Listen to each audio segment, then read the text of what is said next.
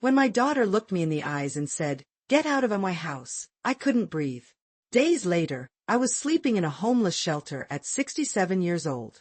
That's when I realized family ties can become nooses when inheritance enters the picture. If you're watching this, please subscribe and tell me where you're from. Because trust me, this story twists more than a tornado in Kansas. I never thought I'd be starting over in my golden years. My name is Eleanor, and 3 months ago I had a home, a family, and dignity. Now I'm fighting to get it all back. It started with that heavy envelope from Richard's attorney. My husband had been gone 2 years, and I'd finally adjusted to life without him. Our modest 2-story colonial in Springfield had become too large for just me, but it held 40 years of memories. I couldn't bear to leave. "Mrs. Weber, these are the final details of your husband's estate," Mr. Patterson had explained, sliding the documents across his mahogany desk. "As stipulated in his will, there's a significant inheritance for your daughter, Jennifer." I wasn't surprised. Richard always doted on our only child. What did surprise me was the amount. $2 million. I gasped, the figure swimming before my eyes. "Your husband made some wise investments," Mr. Patterson said with practiced smoothness. "He wanted to ensure Jennifer's future." That night, I called Jennifer. She'd moved to Chicago 5 years ago for her marketing career, and our relationship had grown increasingly distant.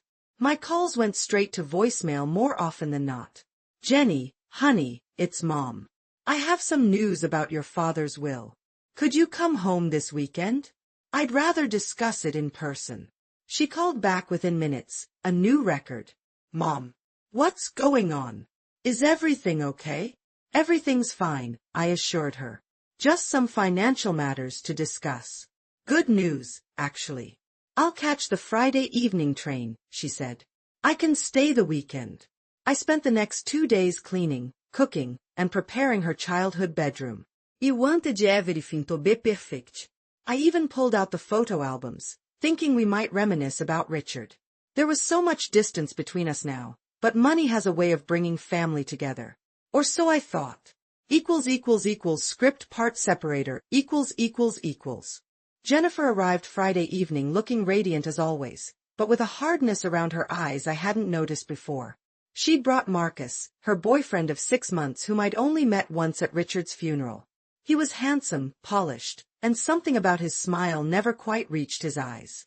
"Mom," she said, giving me a quick hug. "This is a lovely surprise. You said there's news about Dad's will?" I wanted to reconnect first, have dinner, share stories about her father, but Jennifer seemed impatient, constantly checking her phone throughout our meal. "Can we discuss the inheritance now?" she finally asked over dessert. "We have plans in the city tomorrow afternoon." I handed her the envelope. "Your father wanted to make sure you'd be taken care of." The transformation in her face as she read the documents was immediate. Her eyes widened, then a smile spread across her features. Marcus leaned in, reading over her shoulder, his hand tightening on her arm. $2 million, she whispered. "I had no idea Dad had this kind of money." "He was always careful with investments," I said. "The house is still in my name, but he wanted you to have financial security." Jennifer and Marcus exchanged looks I couldn't quite interpret. "When can the funds be transferred?" she asked, cutting straight to practicalities. Mr. Patterson said it could take a few weeks to process everything. That night, they stayed up late whispering in the guest room. I tried not to eavesdrop, but caught fragments. "Perfect timing, finally solve everything. And what about your mother?" The next morning over coffee, Jennifer seemed different, more confident, almost aggressive. "Mom, I've been thinking. This house is too big for you. You're always complaining about the stairs hurting your knees." "It's manageable," I said. "This is our home." "Actually," she said, setting down her cup with purpose, "I've been looking into senior communities. There's a lovely one just outside Chicago. We could be closer." "Chicago! But my whole life is here, my friends, my garden club." Marcus chimed in. "It makes financial sense, Eleanor. This property is valuable, and you're just one person in a 4-bedroom house." I felt a chill. Something wasn't right.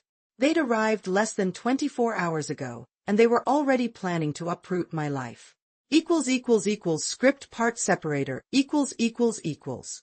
I don't appreciate being told how to manage my life, I said, more sharply than intended. This house stays in my name, and I'm staying in it.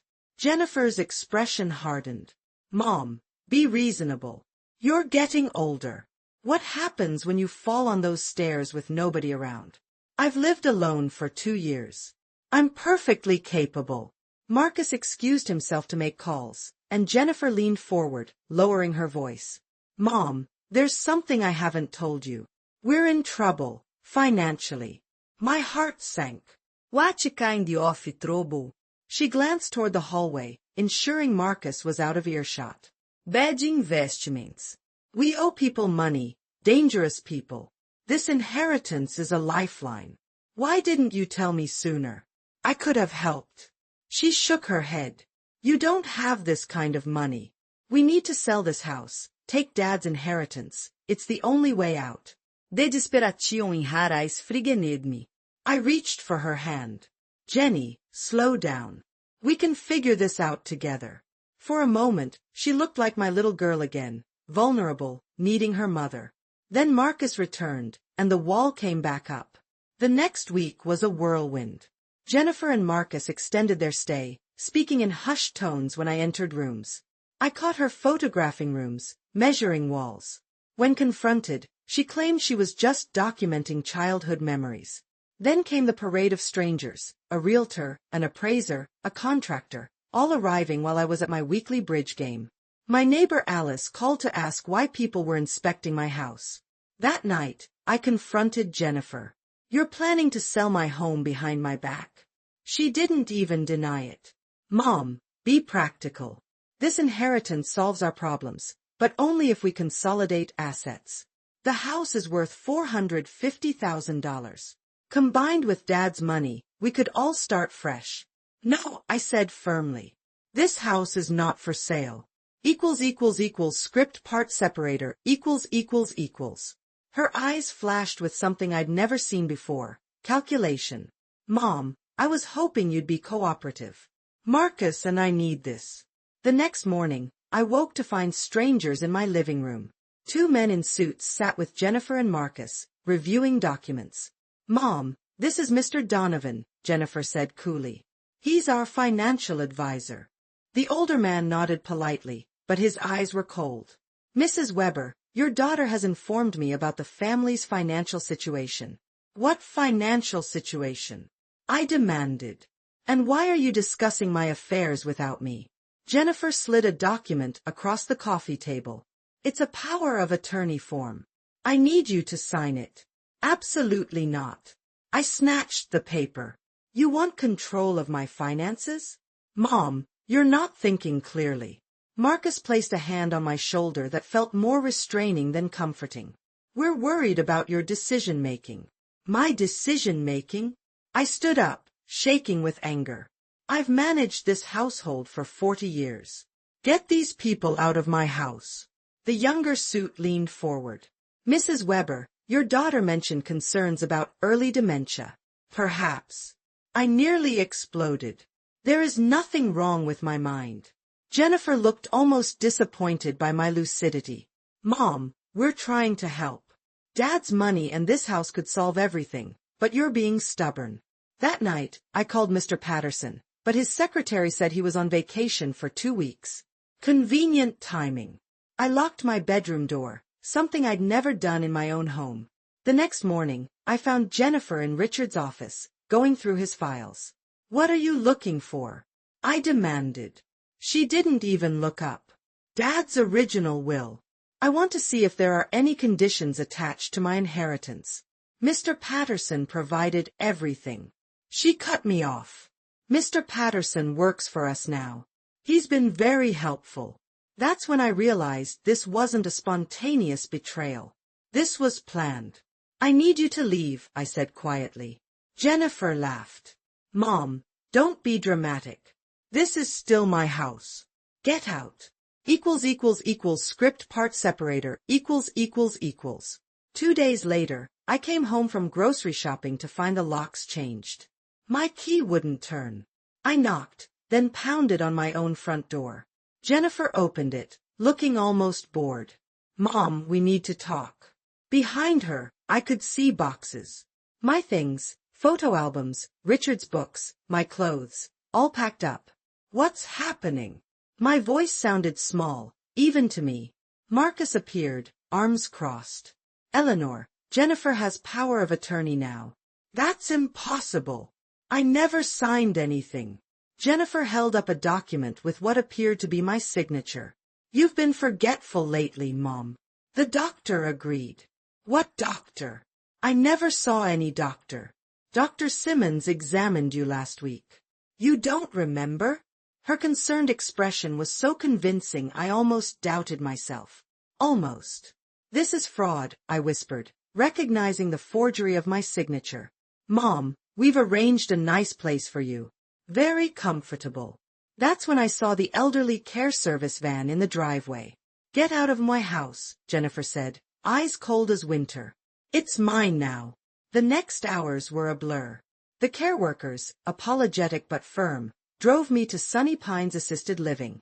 When I protested, they showed me Jennifer's paperwork, all perfectly legal looking. My daughter had effectively erased my independence with a few signatures. I lasted one night at Sunny Pines before escaping. With just my purse and the clothes on my back, I took a bus downtown to the police station.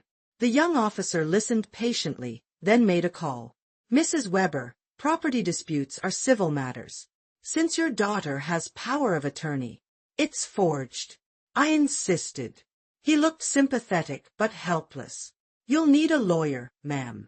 With nowhere else to go, I found myself at the Springfield Community Shelter. Me, Eleanor Weber, who'd hosted charity galas and PTA meetings, sleeping on a cot among strangers. As I stared at the ceiling that first night, one thought burned through my grief. This isn't over. Script part separator equals.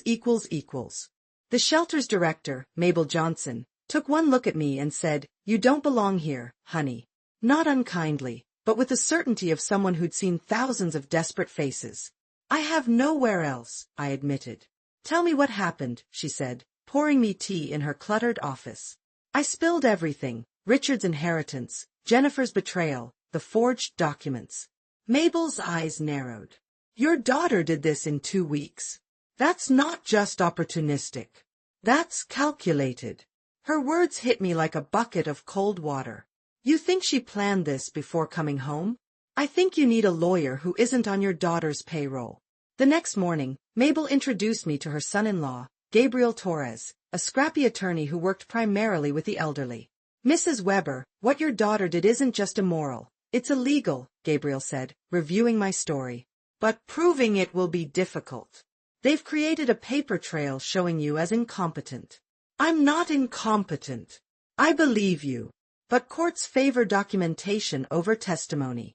He tapped his pen thoughtfully. We need to understand why they're moving so fast. $2 million is significant, but they're risking jail time for fraud. Jennifer mentioned dangerous people they owe money to. Gabriel looked alarmed. That changes things. If criminal elements are involved, we need to move carefully. He pulled out a notepad. First, we file for an emergency injunction to freeze the estate. Then we get you evaluated by an independent physician to counter their competency claims. And if that works, then we dig deeper. Something doesn't add up about your husband's will and this sudden inheritance. That afternoon, as Gabriel drove me to a doctor's appointment, I spotted Marcus entering the Springfield Bank and Trust, not my regular branch. I ducked down in the seat. Follow him, I urged. Mrs. Weber, surveillance isn't exactly. Please. I need to know what they're doing. Reluctantly, Gabriel parked across the street. 20 minutes later, Marcus emerged with a small bag, looking furtively around before hurrying to his car. Safe deposit box, Gabriel murmured. They're retrieving something valuable. Or hiding something, I said, cold certainty growing in my stomach. Richard kept all our important documents at First National, not here. We need to find out what your husband was really worth, Gabriel said.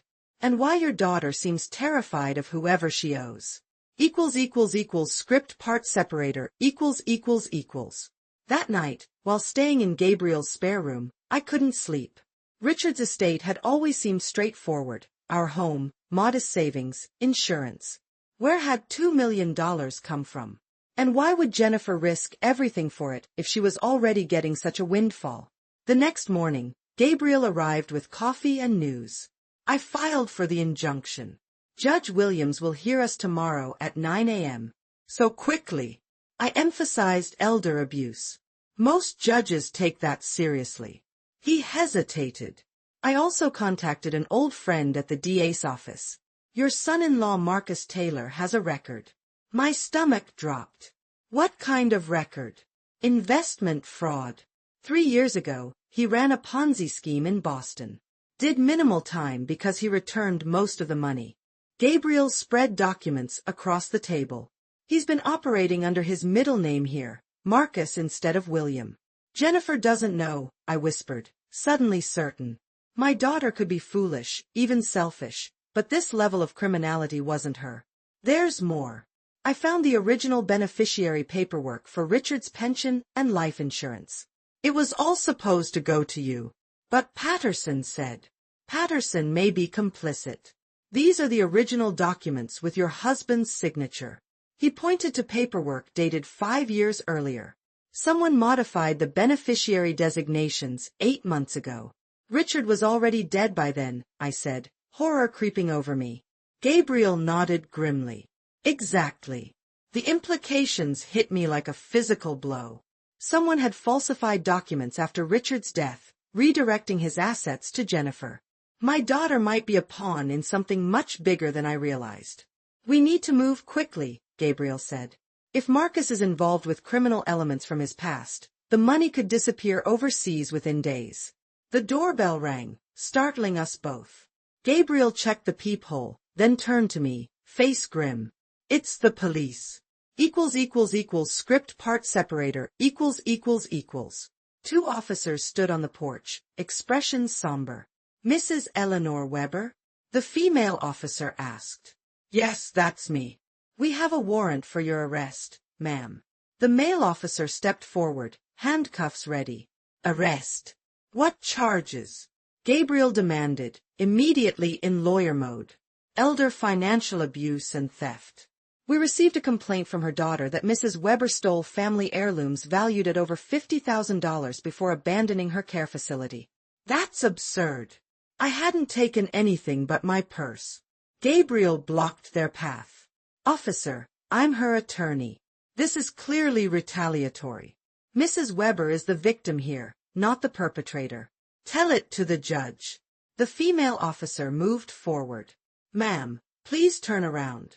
The cold metal of handcuffs clicked around my wrists. I'd never felt so humiliated in my 67 years. I'll follow you to the station, Gabriel assured me. Don't answer any questions until I'm present. The ride to the police station passed in a blur. Jennifer had outmaneuvered us, filing charges before we could present our evidence to the judge. The strategy was clear: discredit me as a thief and mentally unstable before I could challenge her power of attorney. At the station, I was photographed, fingerprinted, and placed in a holding cell with 2 other women. My wedding ring, the only valuable I had with me, was bagged as evidence.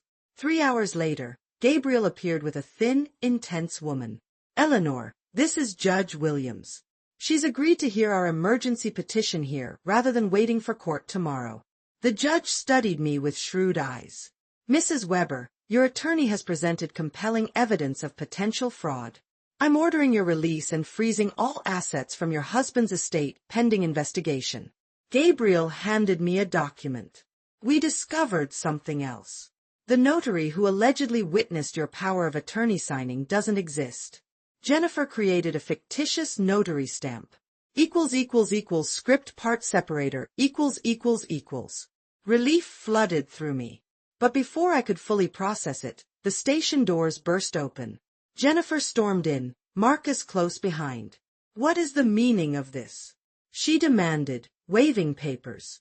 I have legal guardianship of my mother. She needs psychiatric care. Judge Williams turned, her expression glacial. Ms. Weber, I suggest you speak with an attorney immediately. There are serious questions about the validity of your documents. Jennifer's face paled. For the first time, I saw fear crack through her confidence.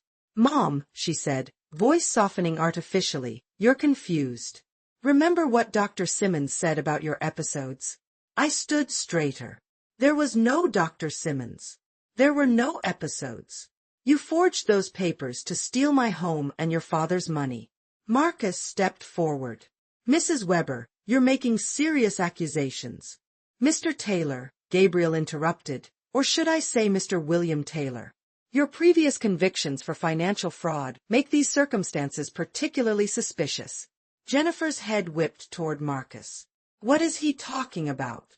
The color drained from Marcus's face. In that moment, I saw the truth. My daughter had been manipulated too. "Jenny," I said gently, "what kind of trouble are you really in?" Her composure crumbled. "They'll kill us if we don't pay," she whispered. "Marcus borrowed money from some very dangerous people. They gave us 2 weeks. Judge Williams signaled an officer. I believe we need to continue this conversation with the district attorney present." Within hours, the full story emerged. Marcus had borrowed $1.8 million from loan sharks connected to his former fraud victims. He convinced Jennifer that manipulating her inheritance was their only salvation. The dangerous people were very real and growing impatient. Script part separator Mr. Patterson was brought in for questioning that same evening. Under pressure, he confessed that Marcus had paid him $50,000 to falsify documents after Richard's death. "The real will left everything to me, with a $100,000 trust for Jennifer when she turned 40, still 10 years away. The $2 million never existed," Patterson admitted, eyes downcast. "We created the illusion of a larger inheritance to get Eleanor out of the picture. The house was the real target." Jennifer crumbled when confronted with the evidence. "I didn't know about the forgeries," she sobbed. "Marcus said Dad had left me the money, but Mom was trying to keep it. He said we needed to act quickly before she spent it all." The district attorney gave Jennifer a choice: testify against Marcus or face charges herself. She chose self-preservation. "Marcus said we'd put Mom in a nice facility," she explained, tears streaming down her face. "Just until we solved our problems. Then we'd bring her home." "And you believed him?" I asked, my heart breaking for both of us. He showed me threatening text messages, pictures of men watching our apartment. I was terrified. While Jennifer's betrayal still cut deep, I now understood she'd been both victim and perpetrator. The loan sharks were very real, as police confirmed when they arrested 2 men surveilling Gabriel's home. They'd followed Jennifer there, planning to abduct her as leverage for their money. Marcus refused to cooperate, claiming immunity under marital privilege. But with Patterson's testimony and the fraudulent documents, prosecutors had enough for grand larceny, elder abuse, and identity theft charges. 3 days after my arrest, I stood on the porch of my home again. The locksmith changed the locks back as police supervised Jennifer removing her belongings. Script part separator She wouldn't look at me as she carried boxes to her car. The daughter I'd raised was a stranger now, hollowed out by shame and fear. "You have 15 minutes to finish," the officer reminded her. When her car was loaded, Jennifer finally approached me, eyes red-rimmed. "I didn't mean for it to go this far," she whispered. "But you let it happen," I said, my voice steady despite my breaking heart. I was scared. "He showed me pictures of men with guns, said they'd hurt us both if we didn't pay. You could have come to me with the truth." She looked away. "I didn't think you'd understand. You and Dad always had everything under control." I was drowning, and Marcus promised a solution. By stealing my home, by declaring me incompetent. The plan kept changing. First, it was just about getting the inheritance faster. Then Marcus said we needed the house too. He said you'd be safer in a facility when the debt collectors came looking. A twisted logic that might have started with concern before greed corrupted it. I almost felt sorry for her. Almost. "Where will you go?" I asked. "A hotel, until the protective custody arrangement is finalized. They want me to testify against Marcus and his associates." The police had discovered Marcus's debt was to members of an organized crime family involved in his previous Ponzi scheme. Jennifer had unknowingly married into a criminal enterprise. You could stay here, I offered, surprising myself. In the guest room, until the trial. She looked up, hope flickering across her face. You'd let me stay? After everything? You're still my daughter. But I don't trust you anymore, Jenny. That will take time, if it ever comes back at all. Script part separator, equals. She nodded, understanding the conditional nature of my offer. This wasn't forgiveness, it was a mother's obligation, nothing more. The next few weeks were tense. Jennifer stayed in the guest room, leaving for attorney meetings and police interviews. We orbited each other like distant planets, sharing space but little else. I kept all financial documents locked in a safe deposit box Gabriel had arranged. One night, I found her crying in the kitchen at 3 a.m. The grand jury indicted Marcus today, she said without looking up. 20 years if convicted. I poured myself water, maintaining distance. Did you truly love him? I thought I did. She wiped her eyes. He was charming, confident, everything Dad wasn't. I was so desperate to escape the shadow of perfect Eleanor and Richard Weber. Her words stung. We weren't perfect. No, but you made it look easy. I always felt like I was failing by comparison. Jennifer finally met my eyes. When Marcus showed interest in me, in my ideas, it was intoxicating. I never questioned where his money came from. And when you discovered the truth. By then, we were already in danger.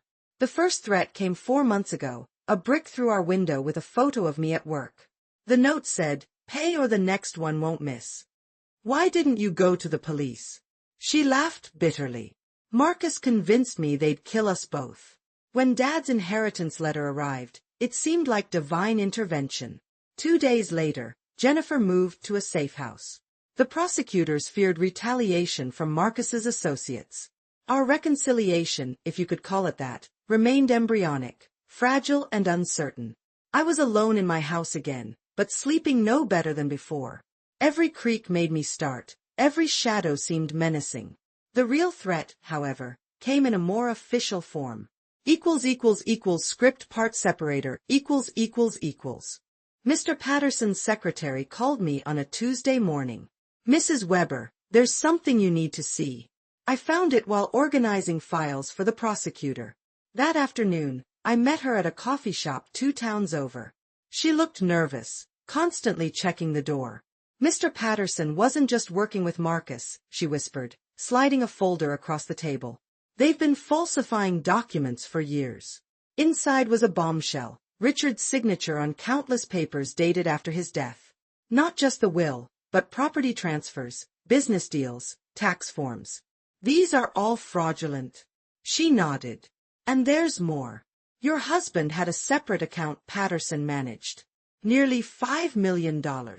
I nearly dropped my coffee. That's impossible. It's real. But it wasn't normal money. She lowered her voice further. I think Mr. Weber was laundering funds for someone. My Richard? The accountant who fretted over unpaid parking tickets? She showed me bank statements with massive deposits followed by complex transfers. Richard's signature authorizing everything, including transactions 8 months after his funeral. I need to take this to Gabriel, I said, gathering the papers. Be careful, she warned. Patterson has powerful friends. The kind who make people disappear. That night, as Gabriel examined the documents, his expression grew increasingly grim. Eleanor, your husband was either being used as a pawn or was actively involved in a money laundering operation. Either way, this explains why Patterson was so willing to help Marcus. They were already criminal associates. But Richard would never. People surprise us, Gabriel said gently.